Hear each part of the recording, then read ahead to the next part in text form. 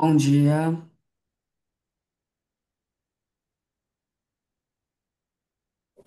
Bom dia. sejam muito, Bom sejam muito dia. bem-vindos a mais um webinar.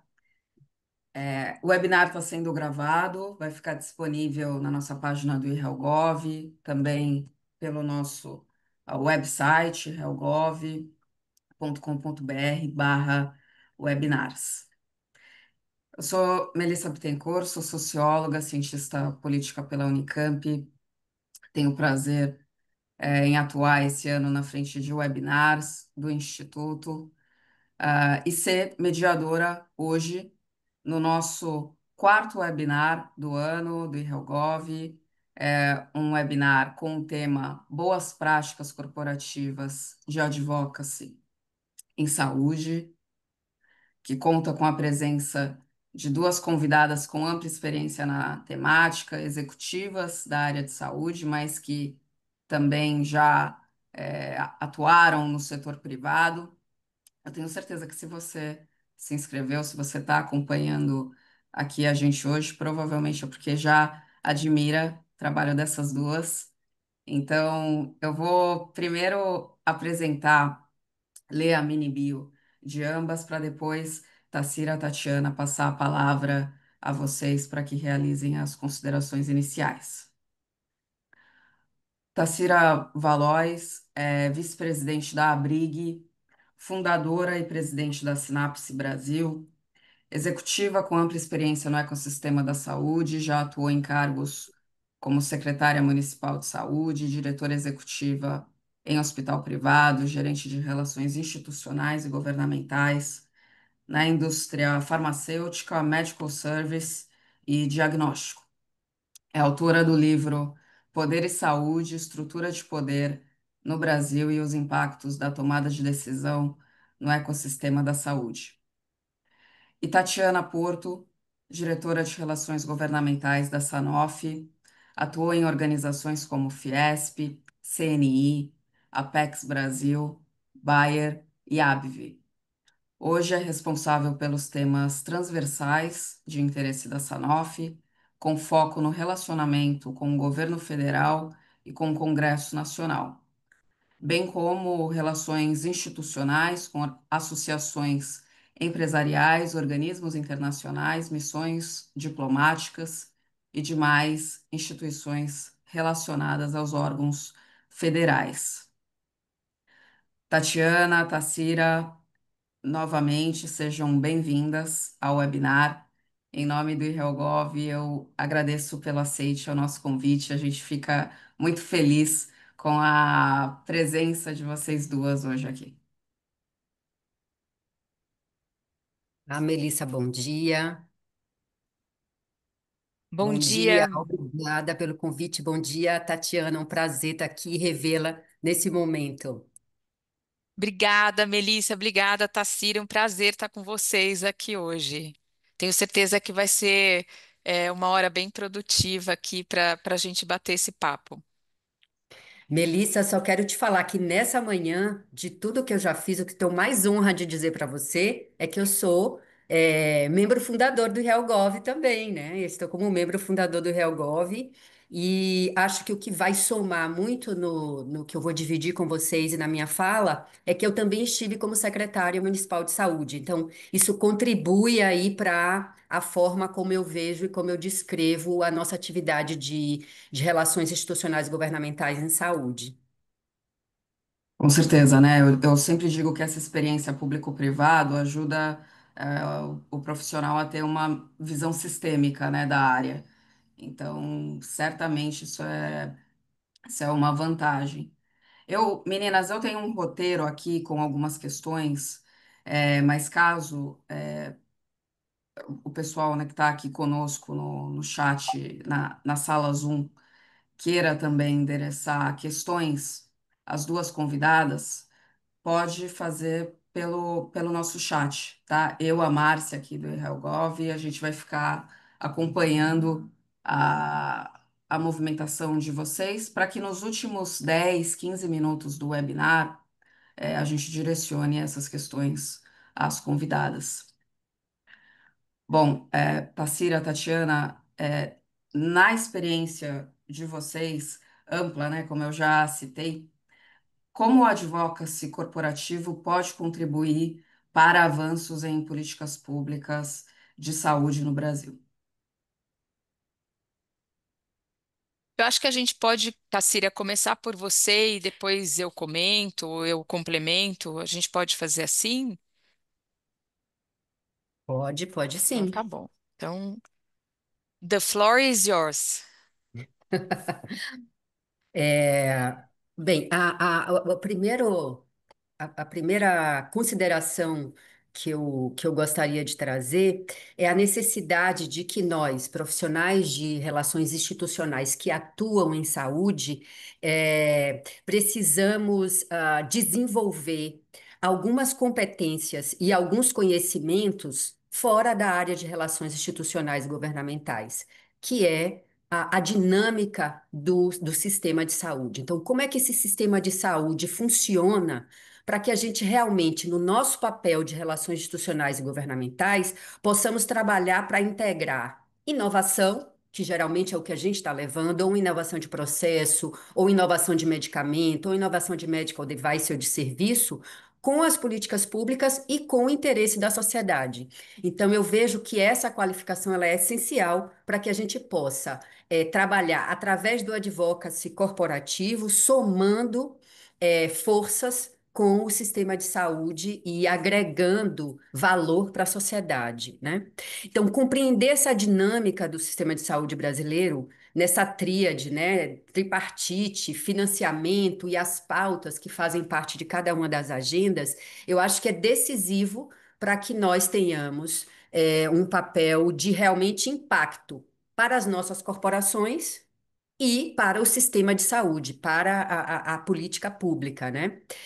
E importante reconhecer o papel central dos municípios nessa dinâmica. É nas cidades que a vida acontece. É nas cidades que a política pública é levada para a sociedade. Então, nós temos uma maestria do governo federal, nós temos uma adaptação dessa política nacional através das secretarias estaduais, mas, de fato, quem vai executar e quem vai levar isso para a sociedade e operacionalizar é os municípios, seja através da prestação de serviço na porta de entrada do sistema de saúde, que é a atenção primária, seja na pactuação para a prestação dos serviços de especialidades, de internação, secundários e terciários. Então, o profissional ele precisa conhecer essa dinâmica, né, para que esse advocacy respeite essa engrenagem e cumpra esses rituais processuais de cada instância dentro do sistema de saúde, né? Para que a gente realmente possa propor soluções que sejam sustentáveis, que sejam programas perenes, programas que tenham futuro dentro do sistema de saúde e não que corra o risco de daqui a 2 anos, daqui a um ano, ele não exista mais, não funcione mais, ou seja, não vai impactar realmente na sociedade. E uma outra coisa que eu gosto de fazer uma alusão quando a gente fala do advocacy corporativo é que, enquanto indústria, enquanto empresa, nós temos uma discussão interna, muitas vezes, de responsabilidade social, de ESG. Então, o advocacy corporativo, ele pode ser uma porta de responsabilidade social, desde que a gente una esses interesses e pense no resultado que a gente vai trazer na política pública de saúde e que esse resultado ele não seja somente do interesse corporativo, que ele seja de interesse epidemiológico, interesse de solucionar os reais problemas de saúde da nossa população. Então, assim, como mensagem central para essa pergunta, Melissa, eu trago que o advocacy em saúde, ele precisa traduzir, ou ele traduz, né, a necessidade coletiva em políticas públicas viáveis. Então, acho que a gente precisa dar uma mudança de cor no que o advocacy corporativo necessita ou espera para que isso realmente se encaixe com a necessidade social. Você acha o quê, Tati? Você concorda com isso? Ah, eu concordo totalmente com isso. Acho que a questão da responsabilidade social e a transparência, o foco, né, no benefício coletivo, né, evitando um conflito de interesse e sempre priorizando o bem-estar da população, E a sustentabilidade do sistema é o que vai fazer com que a gente tenha sucesso, né? Eu acho que ter esse diálogo transparente, baseado em evidências com os formuladores de políticas públicas, né? Uma vez que a gente, como setor privado, né? Eu falo como indústria, a gente tem o conhecimento técnico, nós temos dados de pesquisa, a gente traz a parte da experiência global, que pode enriquecer esse debate público e oferecer uma perspectiva bem interessante para o desenvolvimento dessas políticas públicas e para que elas sejam mais eficazes, eu acho que é primordial. E acho sim, concordo com o que você trouxe, a gente pode construir essa ponte entre a inovação que vem do setor privado, né, ou da colaboração público-privada, eh, para as necessidades de um sistema público de saúde, onde a gente tem ali a visão do interesse coletivo, né? Então, o, valorizar o conhecimento técnico e as evidências que as empresas podem trazer, é, ter o advocacy como essa ponte entre a inovação privada e as necessidades públicas e a importância das parcerias público-privadas, é, junto com a necessidade de conduzir tudo isso de uma forma muito ética e com responsabilidade social. Eu acho que são elementos que precisam estar presentes para que a gente tenha sucesso e para que a gente, de uma certa forma, eu acho que eh, hoje não cabe mais. eh, Facilmente as narrativas elas são desmontadas se elas não forem construídas em pilares verdadeiros, né?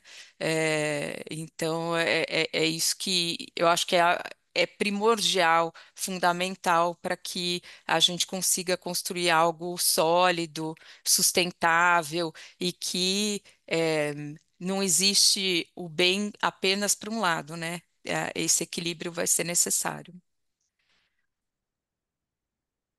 Com certeza, né? Até porque uma boa estratégia de advocacy, e aí eu já vou entrar até na nossa próxima questão, no tema do webinar, pensando em boas práticas, pensando em desafios, muitas vezes conta com o alinhamento, né, dos stakeholders, com o alinhamento dos interesses, com é, é sempre é sempre uma corda ali, um equilíbrio, né, de capacidade técnica, poder, né, pensando também na relação público-privada. Bom, na nossa próxima pergunta, quais são os elementos chaves para construir uma estratégia de advocacy eficaz no setor da saúde? Eu também deixo esse espaço, Tassira, Tatiana, caso queiram é, exemplificar com algum case em específico de que vocês lideraram ou acompanharam o projeto.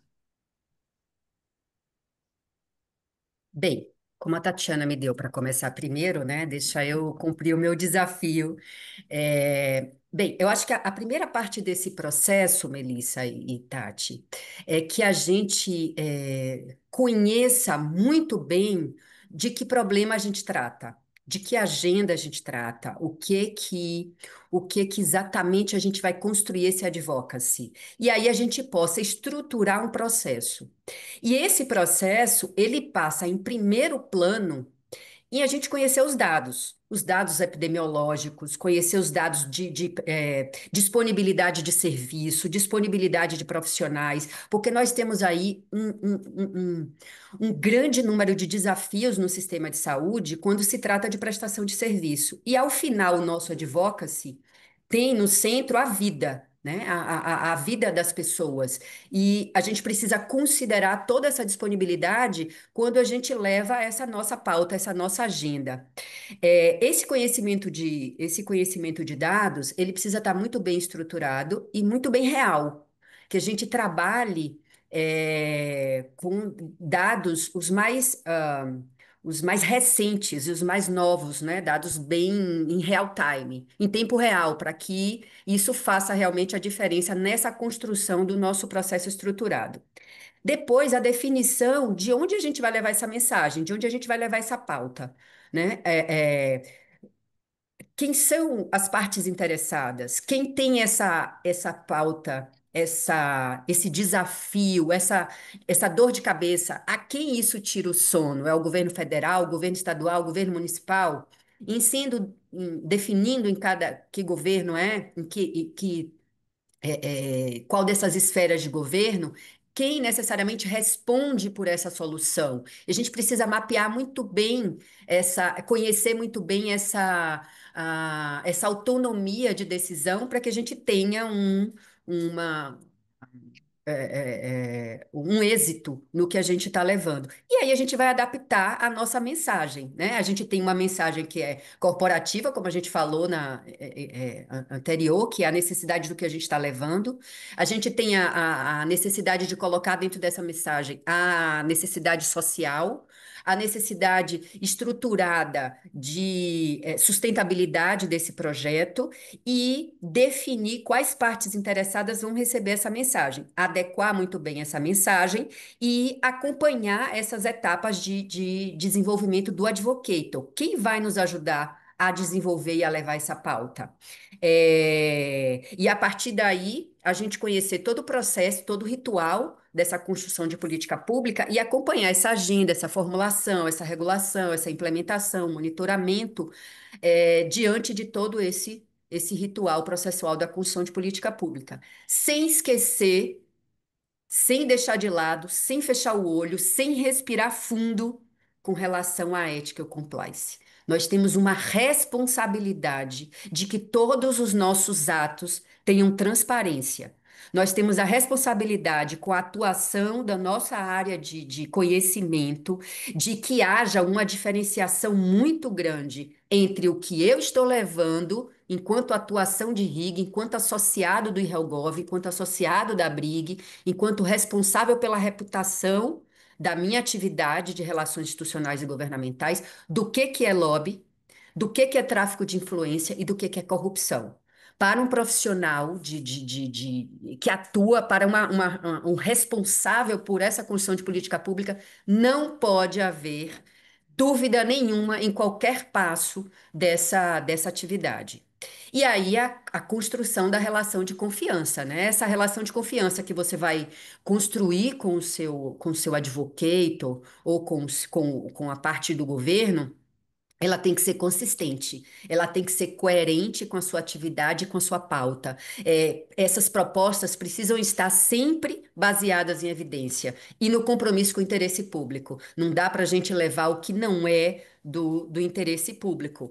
Então, eu vejo que o profissional de relações institucionais e governamentais, a atuação, né, não vou usar profissional de relações, mas a atuação de relações institucionais e governamentais, ela precisa ser um elo de credibilidade, né? Desse domínio do sistema tripartite, da viabilidade técnica e financeira do projeto que ela está levando e da responsabilidade social. Então, acho que aí a gente consegue fechar digamos assim,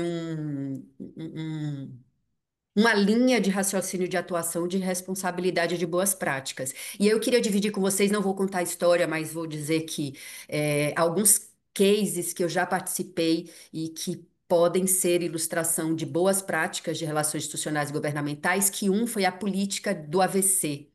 Em 2013, quando eu comecei a atuar em relações institucionais e governamentais, eu comecei em 2012, mas em 2013 foi o primeiro grande projeto que me foi apresentado, foi de relação da política do AVC, e naquele momento o AVC era a primeira causa de morte no país.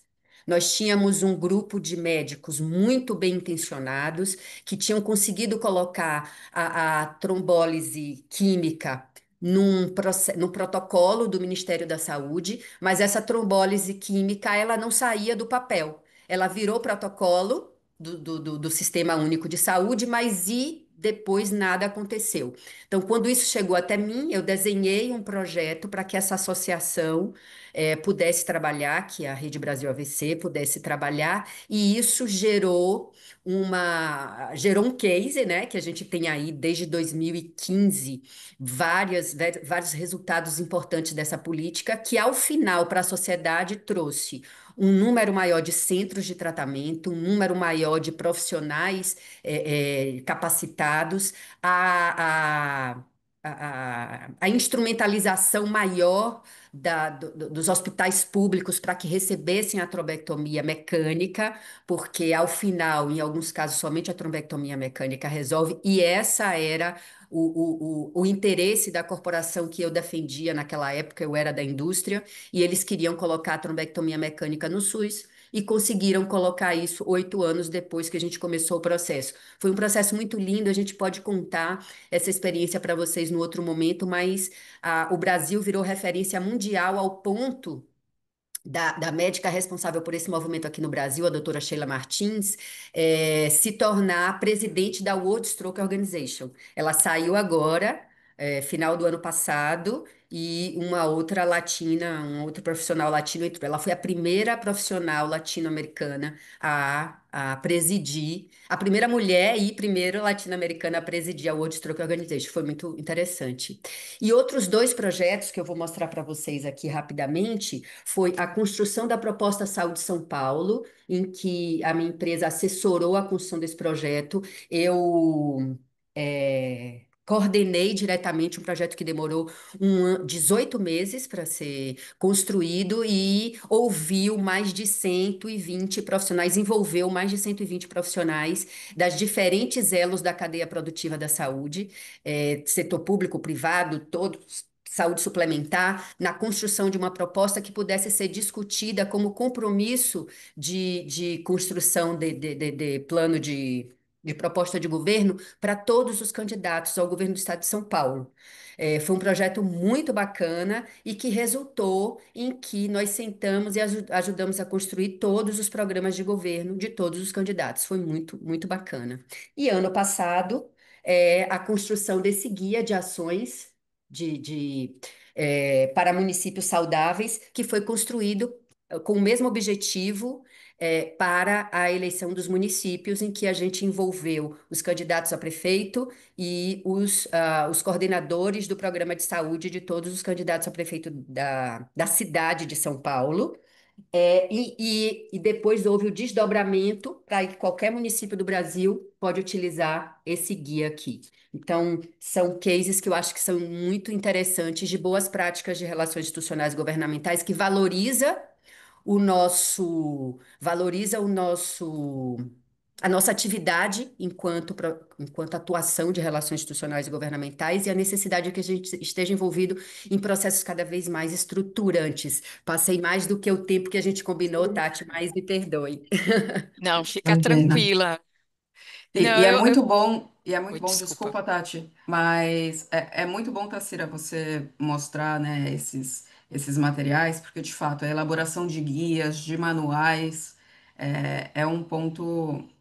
É um ponto sempre relevante, né? Uma gestão de conhecimento ali do projeto e, de certo modo, serve até como incentivo, né? Como um compromisso ali, um engajamento do candidato, no caso, acredito, a prefeito, né? Pelos materiais que você mostrou, com um compromisso, com a gestão pública da área da saúde. Tatiana, a palavra. Obrigada. Não, super de acordo também. Eu acho que dando essa perspectiva hoje do segmento da indústria que a gente atua aqui, tem outros colegas da Sanofi aqui na sala também. eh, a gente olha muito para a ampliação de acesso, né, à inovação em saúde. Então, eu acho que a parte de evidências científicas sólidas é fundamental para a gente fundamentar a estratégia de advocacy, ter um mapa, como a Tassira mencionou, um mapa de stakeholders super detalhado, compreendendo suas motivações, suas preocupações, seu nível de influência, e ali a gente conseguir direcionar os esforços de uma forma a personalizar as mensagens para cada um desses públicos que a gente vai atuar. Também um trabalho focado para a construção de coalizões, de alianças, né? Então, a gente trabalha muito com as associações de pacientes, com as sociedades médicas, com a academia e, eventualmente, até com outros setores não diretamente relacionados à saúde, que possam ter uma influência e um impacto num projeto grande. Também reforçando o que a Tassira disse, a construção dessa narrativa clara, né? Às vezes a gente traduzir dados complexos em mensagens que sejam compreensíveis para esse público tão amplo que a gente acaba trabalhando quando a gente está falando, por exemplo, da incorporação de um novo produto e disponibilização do sistema público de saúde, envolve um grupo muito, muito amplo. Então, essa narrativa tem que ser muito clara e tentar traduzir esses dados técnicos e científicos que embasam a estratégia. E, por último, eu acho que não, e não menos, e muito importante, é a questão do timing político, né, que a gente apresenta esses processos e é determinante para o sucesso, porque a gente tem janelas de oportunidades a depender de temas. Eu acho que a gente teve. eh, tem timings e tem janelas que se apresentam por conta de questões que acontecem. A gente teve, por exemplo, quando o Faustão fez um transplante de coração, se eu não me engano. Abriu-se muito a discussão sobre as regras, arcabouço legal, as políticas públicas relacionadas a transplantes. Aquilo é uma janela de oportunidade para quem está trabalhando com transplantes ou com drogas relacionadas a transplantes. Então, a gente tem que estar muito atento a esses timings políticos e saber também utilizar essas janelas de oportunidade para fazer a mobilização, tanto mobilização pública quanto a mobilização daqueles stakeholders e influenciadores do processo em si. Acho que as duas coisas caminham muito juntas, uma retroalimenta a outra, mas é super importante prestar atenção nesses detalhes, tá? É, a gente, Tassira, na Sanofi, a gente tem usado muito a gente tem desenvolvido muito projetos voltados para as questões transversais de saúde, não relacionados a indicações, para manter, né, o relacionamento e estar nas discussões relacionadas a políticas públicas, não necessariamente taxadas ou vinculadas ou enviesadas a indicações as nossas indicações. Por exemplo, a gente tem um projeto que se chama 1 milhão de diálogos, que diz respeito ao acolhimento de populações minorizadas no ecossistema da saúde. Então, a gente trabalha com a população LGBTQIAP+, mulheres negras e pessoas com deficiência. Hoje, começando também a fazer um assessment, uma investigação sobre saúde indígena, que é um mundo totalmente diferente, mas trabalhando políticas públicas num universo muito maior de como melhorar o acolhimento e a percepção de acolhimento junto a essas populações minorizadas na saúde, né? Então, a gente consegue, hoje a gente conversa desde o do Ministério da Saúde, Ministério dos Direitos Humanos, Direito das Mulheres, eh, direitos, povos indígenas, igualdade racial, é um universo muito grande que a gente acaba se conectando por meio de um projeto transversal, mais amplo e desconectado de uma indicação da Sanofi. Que nos permite fazer esse engajamento e ter uma atuação em termos de políticas públicas de uma forma cross, sem que a gente pavimentando para aquilo que no futuro a gente possa ter como indicação, né? E sempre com esse olhar do que a gente traz de melhoria para a vida do paciente, para o cuidador, para a sustentabilidade do sistema público de saúde, para o sistema privado também, que eu acho que é importante ter esse olhar. Acho que tudo isso está bem conectado. Parabéns, sensacional esse projeto. Eu acho que E eu quando a sou gente apaixonada por ele, eu sou suspeita porque eu sou apaixonada por ele. Ele é muito lindo mesmo. Quando você foca nessas populações minorizadas e quando você consegue também trabalhar as doenças negligenciadas, a gente conhece de fato, e os gaps assistenciais, né, e as zonas mais É. distantes, a gente conhece de fato a vida como ela é. A dificuldade que as pessoas têm para ter acesso ao SUS. A minha família, ela é do sertão da Bahia. E aqui a gente está a 450 quilômetros de Salvador. Nossa. Então, a gente tem dificuldade de assistência mais especializada em determinados serviços e as pessoas morrem mesmo. Eu perdi ano passado um tio, eu perdi meu pai no início desse ano. Então, quando a gente discute acesso e sob o ponto de vista de dificuldade de acesso geográfico, não é só a gente falar de, olha, eu quero trabalhar acesso da tecnologia nova, eu quero trabalhar acesso de uma nova droga. Não, eu quero trabalhar acesso a serviço.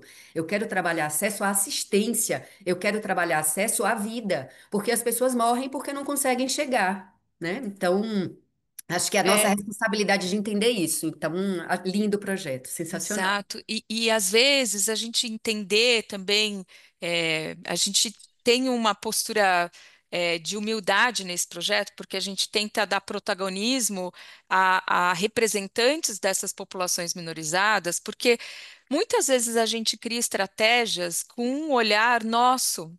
E a gente realmente não está ouvindo a necessidade de quem a gente pretende atender, né? Então, a gente está fazendo esse assessment da saúde indígena junto com o Instituto de Inovação do Einstein em Manaus, e tem sido um aprendizado muito grande, desde as questões, são mais de 60 idiomas diferentes, mas também da cultura tradicional indígena com relação à saúde e de como eles acessam, né? Então, tem sido de uma riqueza grande também essa mudança de postura. A gente não pode chegar com soluções empacotadas, porque elas não vão atender aquela população ou aquele grupo que a gente pretende beneficiar ou dar acesso, não é aquilo que eles precisam. Então, esse exercício de escuta está sendo fundamental para a gente construir e a gente pretende aplicar isso nas nossas outras estratégias, esse aprendizado que vem dessa pequena parte do projeto, eu acho que ele é aplicável no nosso mundo corporativo como um todo, né? Tati, você trouxe aí na sua fala, Melissa, já trazendo aí um dos desafios do nosso sistema de saúde, que é uma questão estruturante do sistema de Uhum. saúde brasileiro, que é a participação social. E quando a gente fala de participação social, a gente está falando exatamente dessa co-construção, de ouvir a sociedade, ouvir o que elas realmente precisam e o que e de que forma essa necessidade ela vai ser atendida. Então, isso que você está falando desse processo de escuta, desse processo de construir junto, ele é estruturante para o nosso sistema. E tem sido um grande desafio você ter essa participação social, porque isso é que legitima a política pública, né? Isso é que Com legitima certeza. o que a gente está oferecendo, né, Melissa? Sim, Tassira, você comentou sobre desafios e acho que a gente pode fazer agora então esse contraponto, né? Porque comentamos na questão sobre boas práticas, sobre ações propositivas e agora eu gostaria de fazer uma questão. A Tatiana trouxe também aspectos sobre aproveitar as janelas, né, de oportunidades políticas, mas há situações onde a gente não consegue prever exatamente o que pode acontecer. E daí também, né, o fato de ter uma base de dados, um mapeamento constante, né, ajuda também a direcionar ações para momentos emergenciais. E um momento emergencial recente, eu vou dizer, não é nem tão recente, né? Começou 2019, início de 2020 aqui, pelo menos é, nos decretos aqui de São Paulo, que é onde eu estou falando agora. Mas eu vou citar um momento triste, né, da nossa história, que foi a Covid-19, né, da história mundial, na verdade. E muitas empresas nesse período adotaram práticas de advocacy justamente para acelerar, né, o acesso a vacinas, insumos, é, participar, né, de algumas políticas públicas. Então, eu vou perguntar para vocês pensando também em desafios, quais aprendizados essa crise deixou sobre o papel do setor privado na defesa do direito à saúde nesses momentos, né, de emergência sanitária, onde não tem exatamente uma previsão, não tem uma janela de oportunidade política, né? E também da experiência de vocês, como que foi a atuação, o trabalho nesse período? Bem, eu acho que a primeira é destacar a participação social mesmo, né? A pandemia, ela veio para mudar a história do homem, né? A história da humanidade.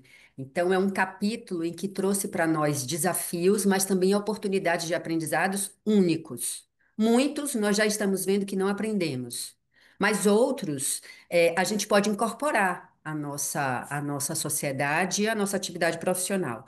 Então, a questão da participação social como princípio estruturante do SUS, ele é decisivo, né? E decisivo para a nossa atividade de advocacia em saúde também. Mas a participação da sociedade civil organizada, né, como protagonista dessa mobilização, com a parte informativa para a sociedade, como apoio aos vulneráveis, foi extremamente importante. Acho que a gente conseguiu fazer com que, após 35 anos, né, o SUS está completando 35 anos agora, o SUS realmente fosse reconhecido. Eu não sei se vocês acompanham as pesquisas Datafolha de valorização dos serviços públicos em São Paulo, mas pela primeira vez o SUS apareceu como um dos melhores serviços de São Paulo. Por quê? Porque de verdade as pessoas passaram a precisar, passaram a olhar e passaram a ver que o acesso ele é real. Existem vários desafios, mas sim, o nosso sistema funciona e ele consegue chegar no Amazonas, né, Tati? Ele consegue chegar nos rincões do país, nas áreas mais remotas. Acho que uma outra questão super importante de aprendizado da pandemia é que nós, enquanto país, temos uma vulnerabilidade produtiva nacional muito grande e nós já tivemos uma indústria nacional muito forte. E quando eu falo indústria nacional, não necessariamente uma indústria brasileira, mas a produção em nosso país, né? Essa dependência externa e essa exposição, ela mostrou a necessidade de que a gente precisa fortalecer a produção em nosso país. Isso já é senso comum, né? Mas enquanto complexo produtivo, industrial e produtivo da saúde, a gente visualizou, a gente percebeu, a gente viveu um papel extremamente estratégico da nossa indústria, em que se movimentou, em que se mobilizou, em que produziu e que, inclusive, exportou, né, produtos produzidos no Brasil. Então, acho que, como parte desse sistema produtivo em saúde, ele foi essencial para essa nossa soberania sanitária, né?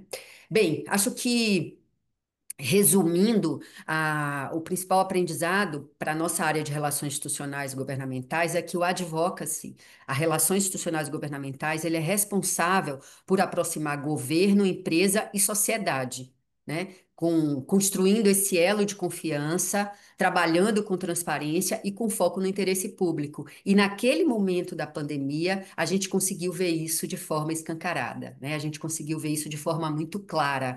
E a partir daí, Melissa, foi que eu escrevi aquele livro que você falou no início, que é o Poder e Saúde, que o objetivo desse livro aqui foi o letramento dos executivos de saúde, de como funciona o sistema decisório em saúde no país, para fortalecer essa a sociedade civil organizada e mostrar o papel de relações institucionais e governamentais em saúde, como ele é decisivo para nosso setor de saúde, fortalecendo o nosso papel dentro do setor. E através da pesquisa Origem, a gente já consegue perceber há 2 anos, se não me engano, 2 ou 3 anos, como cresceu o número de profissionais de relações institucionais e governamentais em saúde, né? Então, acompanhando aí essa tendência de crescimento, é que a gente trabalhou esse letramento do profissional de saúde quanto à nossa atividade e à sociedade civil organizada.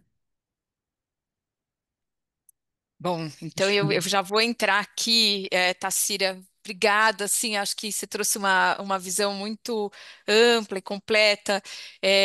Concordo com você, a gente teve um momento ali onde é, a- toda essa mobilização, tanto do setor público, privado, mas esse engajamento da própria sociedade civil foi muito importante. É, e naquele momento a gente viu como as pessoas aguardaram uma vacina, por exemplo, aguardaram um tratamento, torceram, e quem não se lembra, né, de assistir todos os dias na televisão o Gustavo Mendes da Anvisa trazendo atualizações sobre o processo de registro de vacinas e drogas para tratamento da Covid, ou do Ministério da Saúde trazendo dados e o tanto que aquilo era aguardado pela população. É uma pena que, infelizmente, algumas coisas a gente, como a Tassira mencionou, a gente aprendeu, mas esqueceu, né, Tassira? A gente, por exemplo, cobertura vacinal, o Brasil sempre foi um exemplo, e hoje a gente já não é mais. A gente tem que, o governo tem reforçado sistematicamente a importância da gente insistir em ampliar a cobertura vacinal. E esse preparo para as próximas, o que a gente escuta não é se acontecer uma nova pandemia, mas quando. Então a gente vê também a Organização Mundial da Saúde tem lá o seu grupo de estudos sobre prontidão para as próximas pandemias. Acho que muitas das nossas empresas estão inseridas nessas discussões, e eu acho que é ultra importante, porque concordo, não é se, vai ser quando, mas essa questão da transparência, a agilidade, a flexibilidade, né, para uma mudança de um cenário muito drástico, acho que a gente nunca viveu e espero que a gente não viva de novo, mas que a gente esteja mais bem preparado se isso acontecer. Essa colaboração fundamental, que foi fundamental entre o governo, a indústria, a academia, e a cooperação da perspectiva externa, né, internacional. A gente mesmo a gente batalhava insumos e produtos com outros mercados, né? A gente tinha um anticoagulante que foi amplamente utilizado para o tratamento da coadjuvante, né? Não foi um tratamento direto, mas coadjuvante para os doentes, para os pacientes, e a gente disputava produto com outros países. Foi uma coisa muito difícil internamente. E era um produto que você não amplia a produção de um dia para o outro. Ele exige, o processo produtivo era extremamente complexo, né? Então, não é de um mês para o outro que a gente consegue ampliar, ter uma escala de produção ampliada dentro da necessidade do que foi a Covid naquele momento.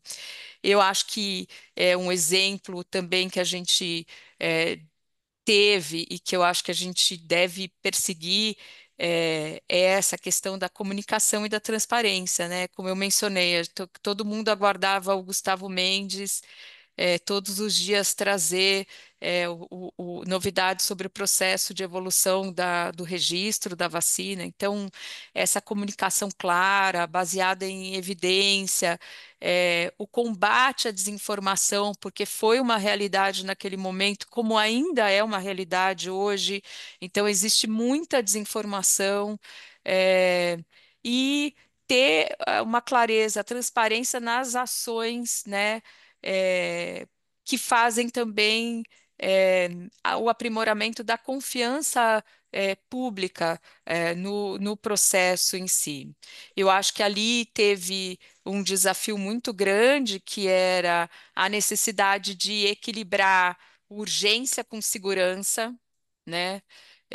Que dava margem para a desinformação, mas eu acho que a gente foi muito bem sucedido nesse sentido. O Brasil foi muito bem sucedido nesse sentido por conta da atuação a Anvisa saiu muito fortalecida nesse processo juntamente com o SUS.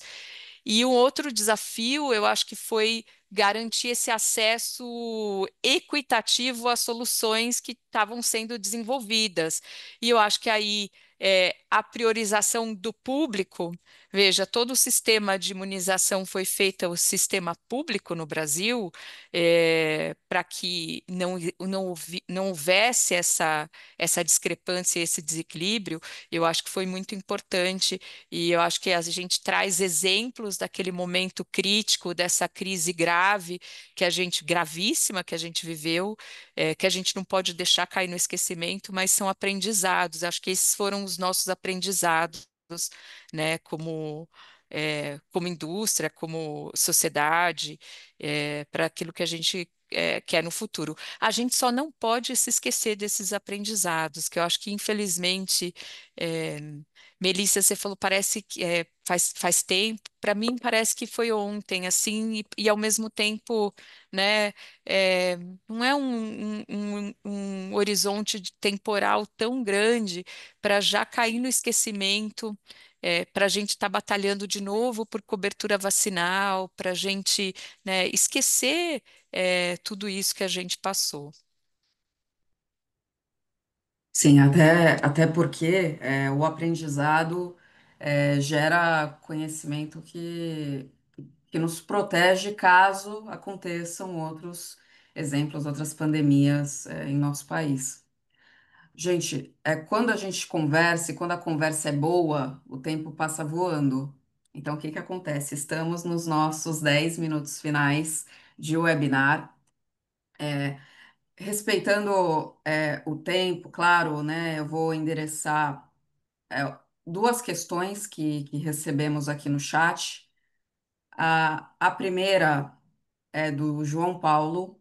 É uma dúvida relacionada à carreira, né, de relações governamentais com foco na área da saúde. Então, ele faz a seguinte questão. Para quem tá começando na área, né, para quem está iniciando, se vocês conseguem passar algumas dicas rápidas para a evolução na carreira. Acho que nas nossas falas a gente trouxe bastante dica para desenvolver a carreira, né, Tati? E a principal delas é, primeiro, começar a entender a saúde é o sistema mais regulado que o Brasil tem. Então, conhecer esse arcabouço legal do sistema de saúde, porque aí você já vai aprender a se movimentar, né, sob o ponto de vista legal, legislativo. É, acredito que uma busca sobre como funciona o sistema de saúde é necessário. E nós desenvolvemos lá a Abrig funciona diferente do IHELGOV, então lá tem o Comitê de Saúde, e o Comitê de Saúde, junto com o Comitê Jovem, desenvolveu uma cartilha, especialidades de saúde. Foi a primeira cartilha desenvolvida nesse projeto. Então, acho que vocês podem ir lá também baixar essa cartilha, ou a gente faz uma cooperação técnica que já existe, né, da Abrig com o IHELGOV, e traz essa cartilha para cá. E o outro é o livro Poder e Saúde, que muita coisa sobre a decisão de poder você já conhece, que vai estar ali, não vai somar tanto, mas vai somar a questão de como funciona o sistema e um desenho inédito que tem lá no livro, que é o desenho institucional, o ecossistema de associações que existem na saúde e qual a diferença entre o papel de um sindicato, de uma associação, e de outras entidades tantas que existem. Acho que isso é bacana. O link para baixar o livro, o e-book já está aí, e a gente pode ver depois, Melissa, se pode colocar também no site do IHELGOV, mas é tranquilo para ter acesso ao livro. E a gente vai estar construindo aí programas que já houve, a gente vai voltar com um programa de qualificação para quem quer desempenhar esse papel em saúde. Eu acho que super de acordo, Tassira. Eu acho que o conhecimento é um ecossistema muito complexo, então vale a pena se debruçar, realmente estudar, conhecer muito o ambiente e os stakeholders, quem influencia quem, né? A gente a gente está falando de pacientes, sociedade médica, legislativo, executivo, formadores de opinião, é um universo muito amplo, então realmente gastar tempo, é, na verdade, eu diria investir tempo conhecendo, né, todo esse grupo de pessoas que vai influenciar um projeto é fundamental e cada vez mais, né, a gente está conectado a outras áreas das nossas empresas, como o regulatório, o jurídico e a comunicação, principalmente, que tem que andar de braços dados aqui conosco para que a gente consiga construir essas estratégias de engajamento de uma forma bem sucedida. Então, conhecer desde da parte a gente hoje na empresa, né? Pessoal da Sanofi que está aqui, a gente começa a trabalhar, às vezes, 36, 24 meses antes de um lançamento no Brasil, porque a gente dá suporte no processo de registro, no processo de precificação, depois lançamento, acesso no público, acesso no privado. Então, o profissional de public affairs, de relações governamentais, ele precisa entender o processo de A a Z. Eu não estou dizendo que precisa saber de uma forma muito, muito profunda, mas precisa conhecer essas etapas para poder dar suporte. A gente é o suporte para essas áreas técnicas de dentro da empresa e muitas vezes a gente tem que lançar mão de ações para suportar as áreas técnicas desde o início, desde quando a gente está pensando em trazer uma solução para o Brasil, tá? É isso. Excelente, excelente. A segunda questão, a Tassira até já respondeu, né? Era sobre onde adquirir o livro Poder e Saúde. Então, a gente compartilhou aqui no chat Zoom, o site, né, da Sebex, onde é possível, encontrar o livro. Sobre os guias também, Tassira, que você divulgou, acredito que é o mesmo, esquema, né? Pela internet dá Isso, para encontrar. exatamente. Eu vou buscar aqui, enquanto a gente finaliza, o link do outro mapinha para mandar para Perfeito, perfeito. E tem um artigo de hoje que saiu no Jota. Vou mandar também para você compartilhar com o pessoal. O meu artigo de hoje, eu escrevo sempre no Jota pelo menos uma vez no mês, e o artigo saiu hoje, é Saúde, Motor Econômico e Desafio Brasileiro. Tá bem interessante, vai ter um desdobramento também desse artigo já maior e mais bem estruturado, na revista da Alesp, que vai sair em dezembro. Excelente. Já vou compartilhar aqui também no chat para quem quiser ler. Meninas, vocês já sabem, né? Em nome do Helgov, agradeço demais a participação de vocês hoje, Tassira, Tatiana. É sempre um prazer ouvi-las. É uma experiência, ampla na área da saúde, já passaram pelo setor privado, pelo setor público, acrescentaram muito no debate de hoje. Eu passo a palavra a vocês, realizarem considerações finais no tema e também já faço um aviso, né, de que esse webinar ele foi gravado, ele estará disponível no nosso canal do YouTube do IHelgov. Obrigada, Tassira. Obrigada, Tatiana. Só me resta agradecer, Melissa, agradecer a você, agradecer a companhia de um papo, de uma conversa sempre muito agradável e construtiva com a Tatiana Porto. A gente se conhece aí dos corredores da saúde nesses últimos 10 anos e foi muito bacana. Agradecer a Lara, parabenizar pelo trabalho que está sendo desenvolvido no Helgov, agradecer a Márcia também, o apoio e dizer que, embora eu seja membro fundador do Helgov, eu nunca estive tão próximo, então me disponibilizo para estar cada vez mais próximo de vocês e pedir que a gente entenda, né, essa dinâmica do setor de saúde, para que a gente possa, com a nossa atividade, realmente contribuir com o sistema de saúde e não dificultar. Esse sistema que já está tão difícil de gerenciar porque tem sofrido uma redução da autonomia do executivo que é absurda. Então, com a redução do orçamento para o executivo, você tem um nível de responsabilidade muito alto que precisa ser respondido e cada vez mais dinheiro para você executar o Plano Nacional de Saúde. Então, eu peço aos meus colegas de relações institucionais e governamentais que trabalhem menos com o judiciário, trabalhem menos com o legislativo e trabalhem mais com o executivo, porque muita coisa precisa ser resolvido no executivo e é sobre isso que a gente fala quando a gente diz de entender a dinâmica do sistema de saúde. Estou É. disponível. E eu também queria. Tassira, muito obrigada. Sempre muito bom estar com você, ainda que virtualmente, mas logo a gente se vê pessoalmente, com certeza.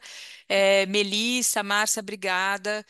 Obrigada pela oportunidade. Eu estou super à disposição também, para aquilo que vocês precisarem sempre. Obrigada.